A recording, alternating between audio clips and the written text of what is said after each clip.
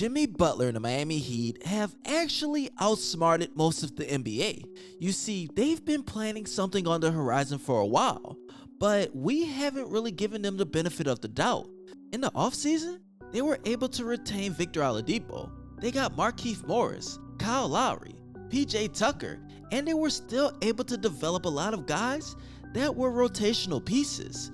In the upcoming weeks, I'll be putting out my big problem videos again, you guys. You know, that's the thing that really highlighted me on YouTube, me telling you what the big problem is for every single team in the NBA. But I'll give you a little hint on what's going on with the Miami Heat. Right now, they have so much talent that the guys that have stepped up all season long are barely getting minutes. The good part about that is, during the regular season, if somebody needs to rest, then they will have players that's available and we could remain in the #1 spot in the Eastern Conference. The bad part about it is, maybe guys can be disgruntled, but being a part of the Heat Nation, being a part of a brothership, that will help us in the long run. A lot of guys are still locked in, they're focused, and they're trying to get big contracts in the future. Now of course, we know that the Miami Heat is led by Jimmy Butler, Bam Adebayo, Tyler Herro, and Kyle Lowry. So while KZ was traded for a second round pick, this opened up a lot of possibilities because we are able to trade at least a first rounder this season. And of course, PJ Tucker is a trade option. Now with the rumors before, they were saying that Omer Yurtseven, maybe KZ or Markieff Morris would be able to get a trade done for PJ Washington. But now, we have a first rounder, so maybe we don't have to trade Yurtseven? With Dittman being on a 1-year deal, I'm pretty sure that Yurtseven, PJ Washington, and Bam Adebayo would be a great 3-man backcourt. On the season, PJ Washington is averaging 10 points, 2 assists, and 5.4 rebounds per game, while shooting at 45% from the field, 72.9% from the free throw line, and an insane 39.1% from downtown. He's been able to do it and give him a boost off the bench. He's only started 4 games for the Charlotte Hornets, so that would be nothing new for the Miami Heat. He'll be playing with Tyler Herro, Caleb Martin, Max Strus, Gabe Vincent, Dwayne Dedmon, and the most important thing is, he will be able to stretch the floor and grab rebounds. That's just a versatile thing that he has been able to do with just being 23 years old in the league. With the Miami Heat development staff, he can be way better than what he is. He'll be able to, I would say, be a long-term plan for the Miami Heat, and that's something that we need. You know that he would be a serious piece if I dropped 2 Miami Heat videos in the same day, actually in a matter of 2 or 3 hours apart. But I'm just excited about what the Heat Nation will be able to do, and we know that they have something planned. Even if it's not for PJ Washington, I can see them going after a player like Jeremy Grant, John Collins, or even Harrison Barnes.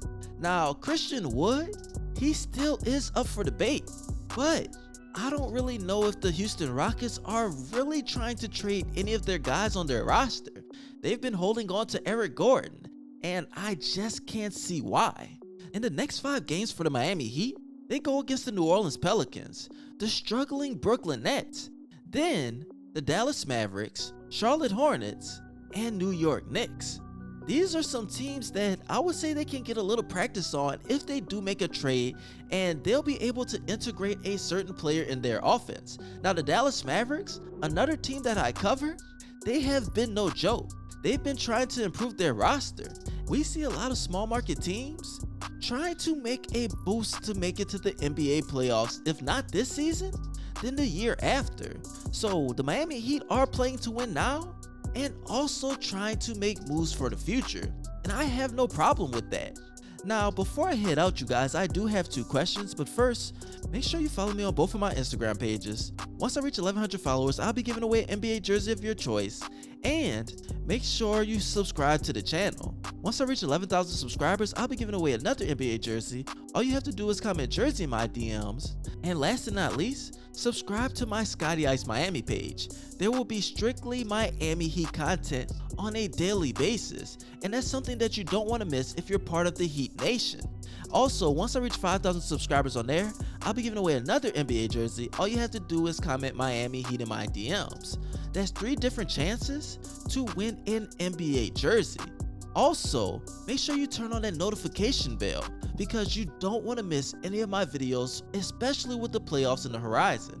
Now, my first question for today is, 1.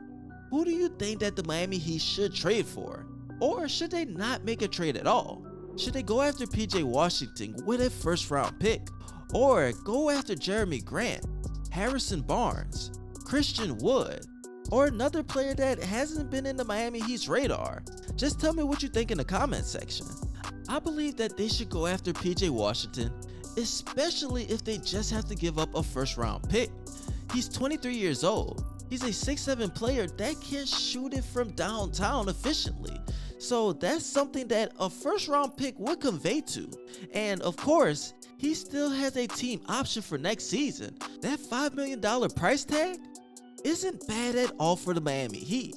They'll be able to work him out and develop him into a better player than he was with the Charlotte Hornets. And that's something that's truly scary. Now, the second question that I have for today is, who do you think is the player that will carry the Miami Heat to the NBA Finals? Do you think that is Jimmy Butler? Do you think that is Tyler Herro? Or even somebody like Kyle Lowry?